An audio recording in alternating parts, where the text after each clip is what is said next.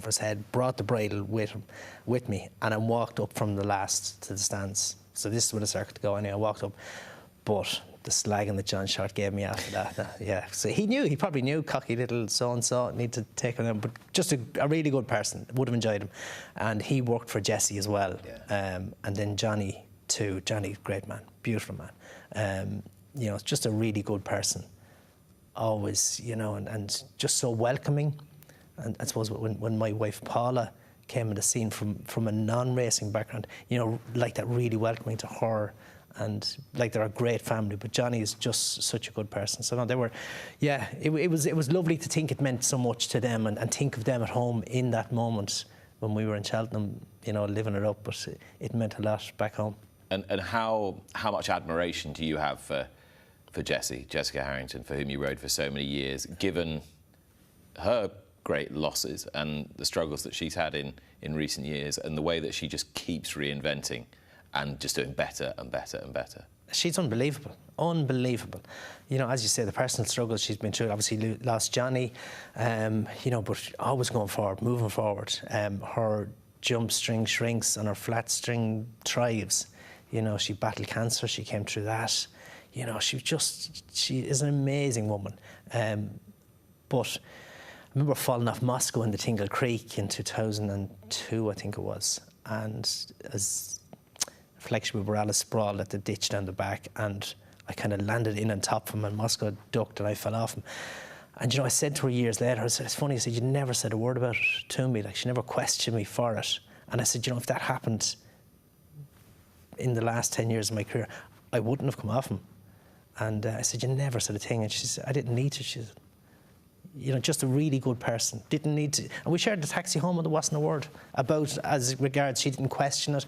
It was a normal day, just didn't happen. Move on, next one. We're going to take a little break. You've mentioned rather self-deprecatingly the twice that you fell off Moscow Flyer. What we haven't reflected on is some of his great triumphs, and we're going to do that when you rejoin us in a few moments. And Moscow Flyer is drawing away now, and it's another win for Ireland. Moscow Flyer wins the Arkle. Up the hill, and the favourite's going to win the big race of the day. It's Moscow Flyer striding away with this. The champion chaser, Moscow Flyer, wins the Queen Mother. But Moscow Flyer is too good, endorsing his champion status here. And Moscow Flyer is a fine winner of the Tingle Creek. Up the hill, can the old boy hold on? It's Moscow Flyer, chased by World Champion at 30 on, and Moscow Flyer wins the Tingle Creek for the second year running. Moscow Flyer, though, keeps up the gallop from World Chief, and Moscow Flyer is magnificent and is champion again.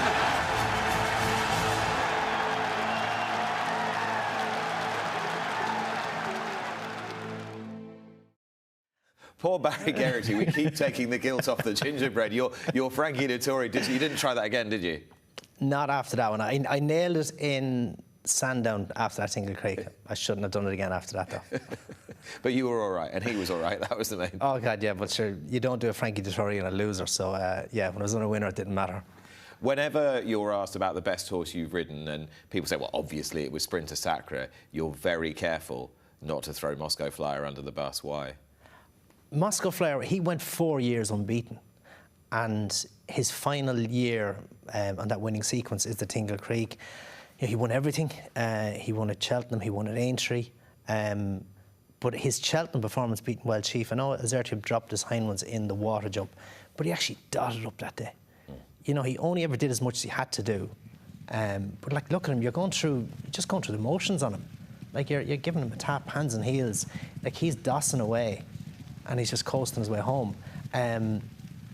But to go 4 years unbeaten like that, at what point during that period was he at his best? I don't know, because he just did the same thing every day.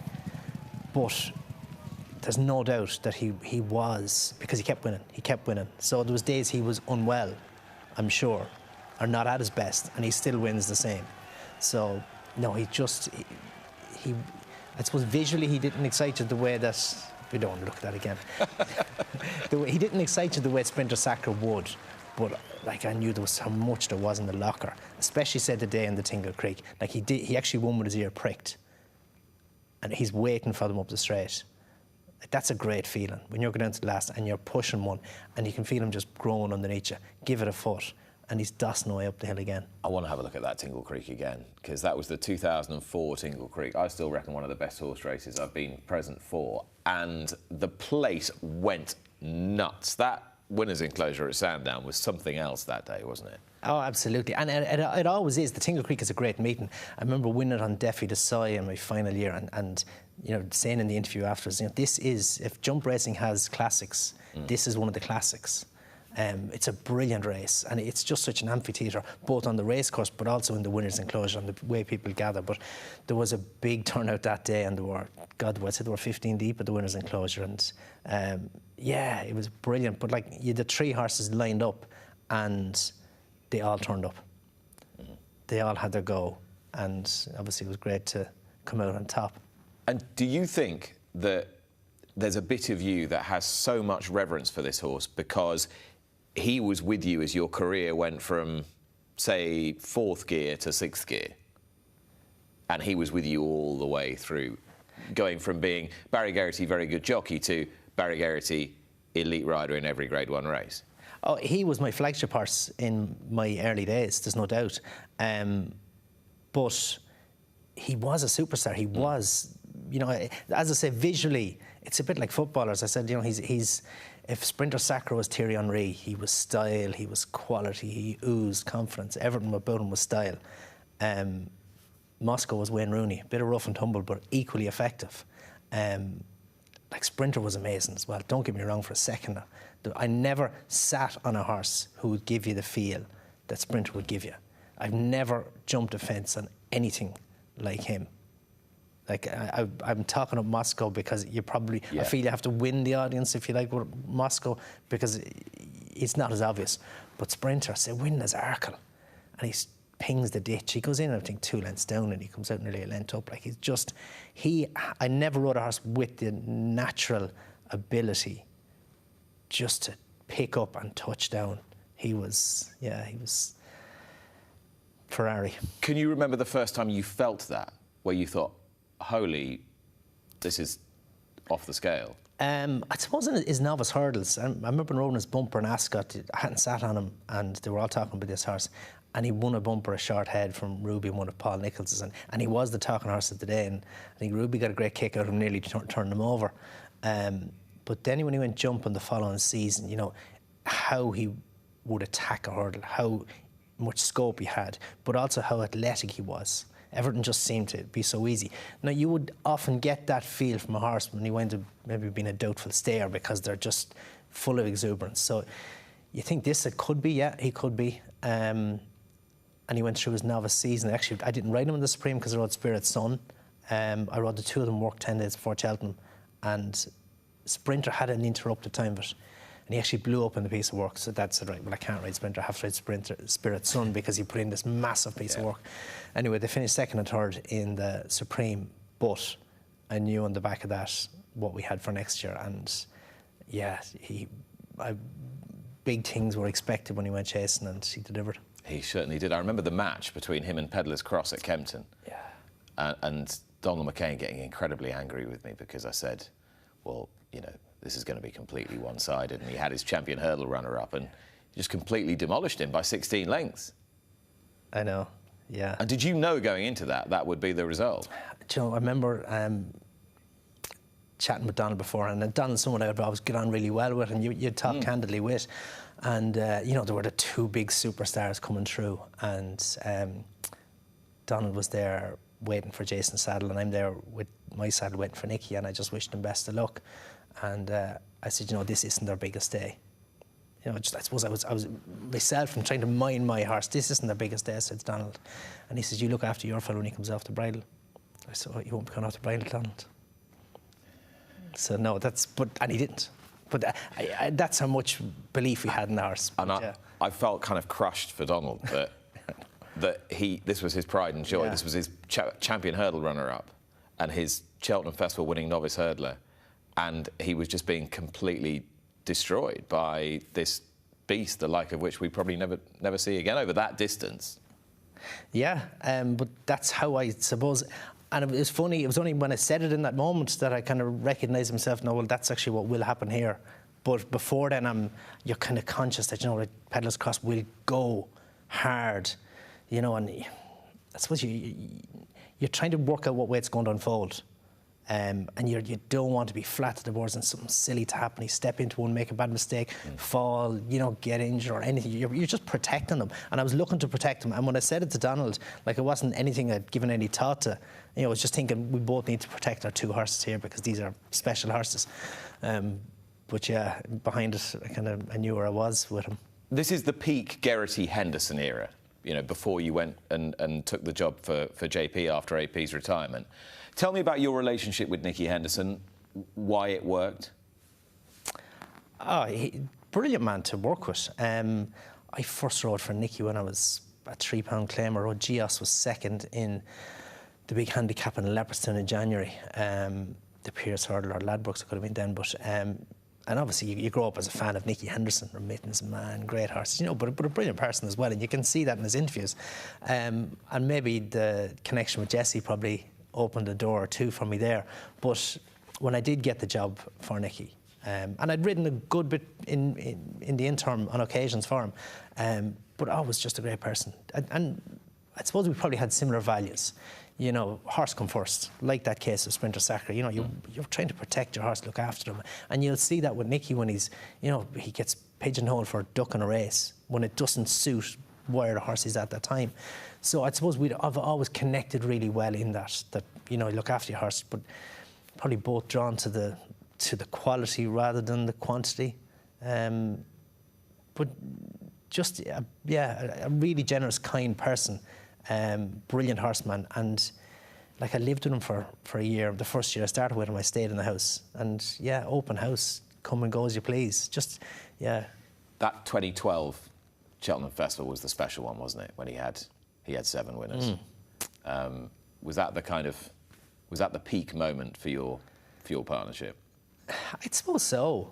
Yeah, that was magic. It all aligned, and we had. Yeah, we had brilliant success. You had Bobsworth, Simon Sigg, Sprinter, Finian's Rainbow, Riverside Theatre. And all grade ones. Like, you know, you dream of weeks like that. But the stars aligned and it happened. But he had them in the shape that they needed to be in. You know, so give him all the credit for getting those horses there, you know, primed. And he does it year on year. You set your clock by Nicky Henderson, with the exception of last year at Cheltenham, which was a complete shock to anyone. But yeah, he's always the one, and he's the great flag bearer here in Britain. So he is brilliant at his job and a great person. But yeah, you know, can you drill down a little bit and tell me why he's brilliant at his job? Oh, sure. Look, it's attention to detail, and it's like any great trainer. You know, a jockey turns up on the day.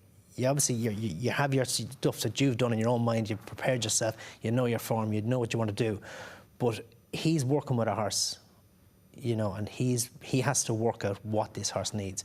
And like February in particular, you watch Nicky on work mornings, he's building towards Cheltenham, and he's analysing every moment in his prep as regards what you're working with, who'll be in front, where you'll join, whether it's over 7, 8 or 9. You know, just the detail. Is there more specificity to the way he trains than most trainers? When you talk about working out whether he's going to go this many canters, that, work a mile, work this, who they're working, is there more detail there than you get in most yards, do you think? You know, it's funny how trainers operate differently. Some are in more of a system type, which works for them, if you like. To me, I love that February month when you're at 7 bars, and the fine tuning, because then he's bringing them to peak. You know, he's training them through the season, but he's training them to peak them for March. And when you watch him, you're watching him study the horses. You're watching the genius. To me, I asked Nico de Boinville the same question. He kind of got to an answer. You might have your own view. How does he make slow horses run fast? I always think that's his biggest skill. He gets horses who are built and bred to be slow to run as fast as good flat horses. Absolutely. How does he do it? I do not know. Yeah. Well, I was there for long enough. Yeah. Can't give away all the secrets. He puts speed into horses, but he trains horses to be fresh. He trains them to look well.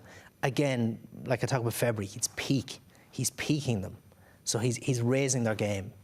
You know, you would see similarities with Willie as regards putting speed into horses. Okay. Now, very different training surfaces, if you like. So Willie's will be more grueling. Nicky's on, it would be generally easier on his horses, would do better, probably mostly on better ground, although I think they're more versatile now. He put in a sand gallop. I'd been on him for a few years when I was riding for him, but putting in a deep sand gallop, and he didn't. But the year actually joined JP, he did. And I think his horses do better on softer ground as a result. Than they used to. Than they would have done beforehand. Yeah. But it's his approach with a horse. You know, he's always has his horse looking well. He wouldn't work a horse unless he looked well. He's aiming for them to be in good form. I remember one morning we were schooling mid-season, myself and AP, couple of horses, handicappers, had a run. He's given them a pop because they're going to run next week. Oh, I can't remember what it was on, but it jumped the second or third hurdle and it booked. Like, that doesn't happen. Not when you're schooling, no. Well, yeah, but not when you're schooling mid-season. You know, you could have a horse be a bit giddy before he runs, but that's the level of freshness. That's where he has that horse in their own mind, mentally, but also physically well-being. So he'll never snap the elastic at home, basically, is what you're saying? Or he'll never stretch the elastic too far at home? Yeah, he gets them there. Like, you will never see one of Nicky Henderson's needing to run desperately on the big day that counts. And like Riverside Theatre won, I think, back-to-back Ascot chases with no run for 12 months or so beforehand. Like, he had him peaked. You know, you need to be fit to win an Ascot chase. Yeah. And he wins it after 12 months off. I'm glad you mentioned Riverside Theatre, because he was the final leg of that ridiculous festival in 2012. I put it in any other year, I'm just not sure that this could have happened. Let's have a look at it now. Is ridden, and he's now very prominent together with Medami as they come into the wings of the third from home, and it's still wide open. Alberta's run on the inside of Riverside Theatre against the rail is Ruby Light, and it is now Alberta's run and AP McCoy who have got the lead. They go on by half a length to Barry Geraghty, and Riverside Theatre now back in second place. The grey is Medami. Ruby Light is clinging to them towards the inside. They've got 2 furlongs to go and 2 more plain fences to take. Alberta's run still has the lead to Riverside Theatre for Paddy the Plasterer towards the outside. Medami has cut to the inside, 2 out. Alberta's run got in tight, and here's Medami on the inside. Riverside Theatre, Ruby Light, Captain Chris now begins to stay on, followed by Paddy the Plasterer, and then Summersby, the final fence of the Ryanair. It was Alberta's run, a slender lead from the inside. Medami towards the near side. That is Riverside Theatre. Alberta's run dressed the near side. Medami may just have his head in front. Here's Riverside Theatre down the outside.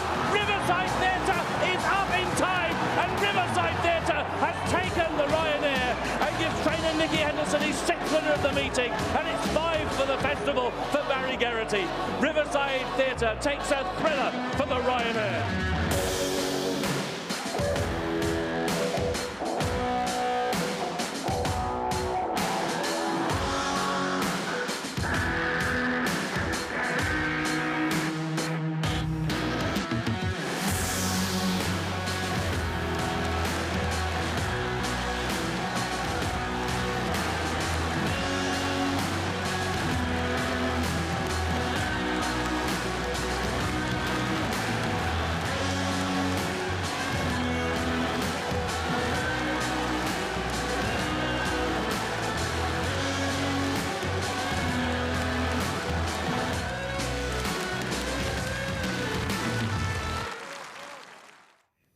Memorable scenes, Jimmy Nesbitt there. Ben Pauling didn't actually train Riverside Theatre, but he got a lot of airtime in that piece. I think it'd be fair to say that a lot of people at Seven Barrows enjoy that, not least Conor Murphy. You made $1 million, did he make? Yeah, Conor landed $1 million, the 5-timer. But it's funny how that 5-timer hinged on Simon Sigg, because Nicky wanted to go for the Supreme, but I was adamant to go for the 2.5. I just felt that, now he'd won a point of points. He had all the speed in the world. He would work with anything at home. So he wouldn't have had the 5-fold up if Nicky got his way. If Nicky had his way. Yeah, and I just felt that he was a horse who could. He was a real strong traveller. Could be a little bit keen, and over 2.5, I felt that I could just have him racing at a slightly slower pace, and I felt where he could miss one at the 2 mile pace, and which could be costly. That was, but like that, I hope he's still training horses for you for free, Conor, is he? No, we've no horses in America. But Connor's a great fella, and it was brilliant for him. But Nicky, you know, we discussed it, and he was very keen for 2 mile. But you know, I stood with my guns, and obviously it was brilliant that he went for the 2.5. But yeah, it all would have unfolded for Conor. That's the difference between 0 and £1 million. Yeah. And as for Riverside Theatre, I said he was never winning this race. And I said he was never beaten. So he was on the back foot. I think it was the 4th or 5th last. And actually, no, before that, I was climbing the hill from the ditch, and Sam Twiston was on something. And like, people talk about camaraderie. So, and Sam would have been a younger at the time. And he's coming backwards, and I'm under the pump, but I'm hanging in. And I remember giving him a shout, and Sam just gave me that little foot of room. And when you're on a horse who is under pressure like that, he needs more room to get through than a horse who's, you know, tanking is going to, he'll force his way through. So, like, that was a brilliant moment. And you talk about looking after someone. So Sam, yeah, I owe him probably that one more than anyone. But threw him at the 5th last, threw him at the 4th last, threw him at the 3rd last, and you're kind of going, geez, I can't keep, but I have to. But every time I did, he responded. So he was there under sufferance. But every time I gave him a squeeze and I'm down the hill and into the straight, I'm hands and heels, and I'm just teeing up, feeling there's a bit here if I can just hang in for one go. And it worked, and it was brilliant, and you saw what it meant to Ben.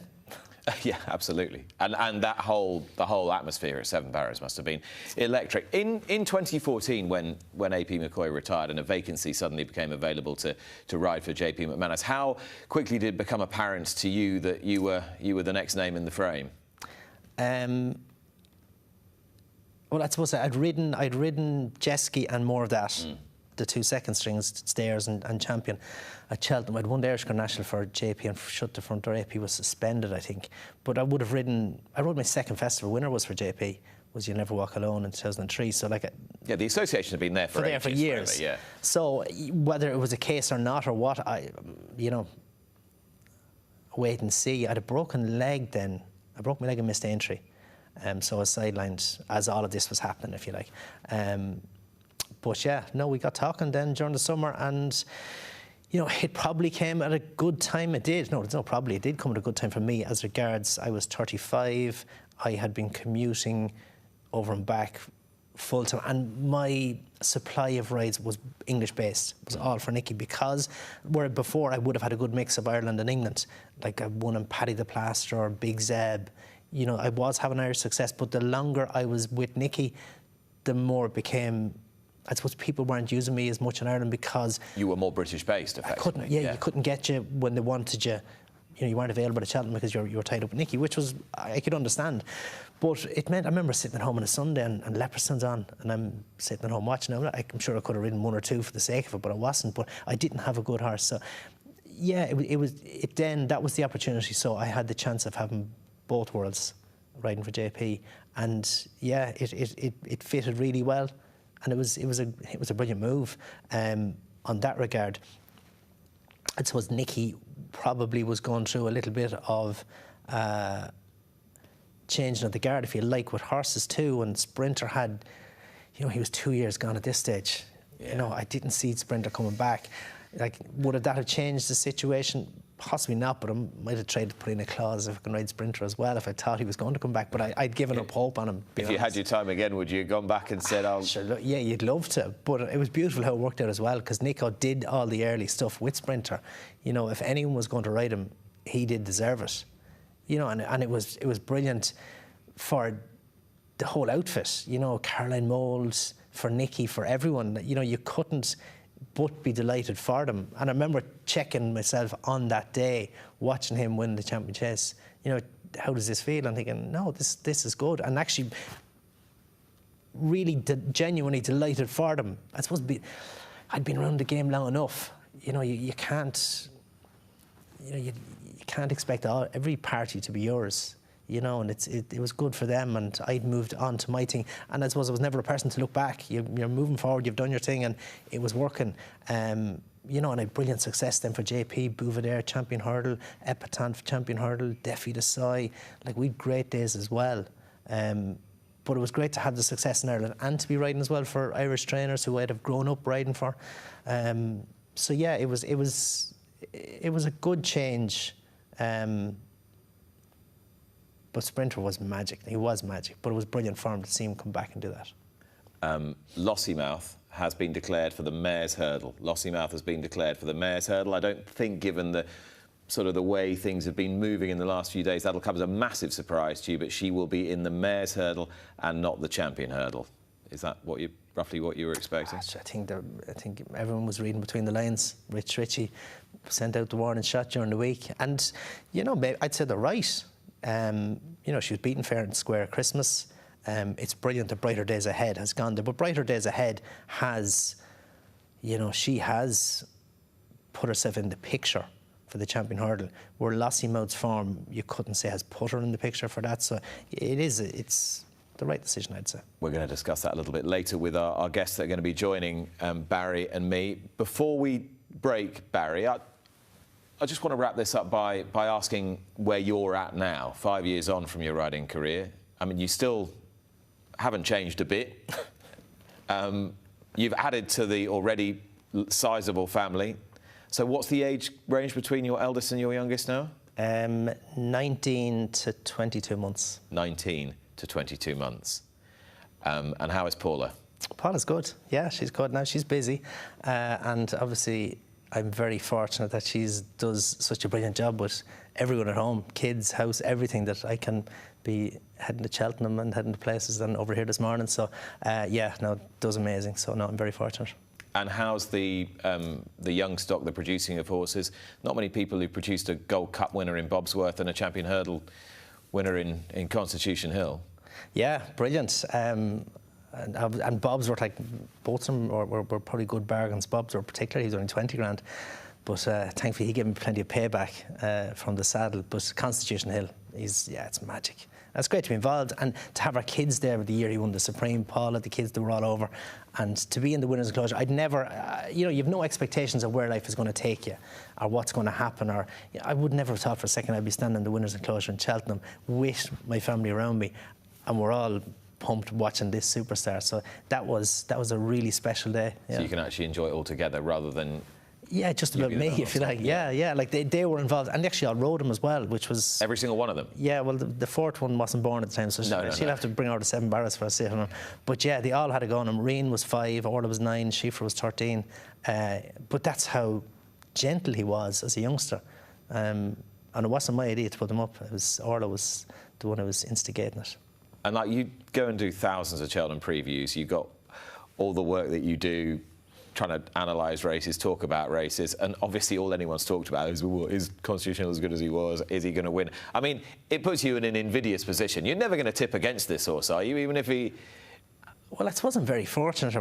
We're all very fortunate. We've no reason to tip against him. You don't... I wouldn't have an ounce of doubt in him, like, on what he's done in his work and his schooling. Everything points towards what we had seen at Cheltenham previous years. You know, pigeonhole that all you want, but he's only Dawson. You know, you saw the video of him schooling during the week. Like, it was electric. The video of him schooling? Yeah. Like, that's magic. You know, that's a lapse of concentration there. You know, Nico blamed himself slightly, and maybe he's right. Like, you probably... In the moment, if you do it again, I'd say Nick would switch him on 7 or 8 strides away. He was probably just a bit casual, went down and said, "Go on, my son." And horse wasn't in top gear or wasn't just alive to what Nico was going to ask him. So I'd say, you know, like, that's a minor mistake. But I wouldn't be carrying that forward as a concern. You know, his work, everything's good. He looks really well in himself. So, no, I'd be expecting a big show. So fingers crossed everything goes well for him. But if everything goes well, it's... How do you... I mean, if you were in that race... Well, first of all, if you were in that race riding Brighter Days Ahead, how would you play it if you were Jack Kennedy, given that you've got a pacemaker in there as well? Well, the pacemaker, she wants a gallop. She got beaten last year because they said they didn't go quick enough. So that's her trump card. So that's all you can do is her trump card and hope that he doesn't appear. And obviously I'll be hoping he does appear. And how far do you think her pacemaker is going to need to take her in order for her to have the best chance of at least giving Constitution Hill a race or undermining him in any way? I suppose that's judge the pacemaker, not her. So if he gets her to the top of the hill, you know, she's going to have to take it at some point, and she's going to have to make her own way home at some point. But we saw how it played out with Dysart Dynamo and John Bond when they went at it in the Supreme, and Constitution Hill broke the track record. So, you know, pace also presents the chance for, you know, the superstar to shine. So it could be a double-edged sword for better days ahead. All right, more of that and more of Barry Geraghty when you rejoin us after this.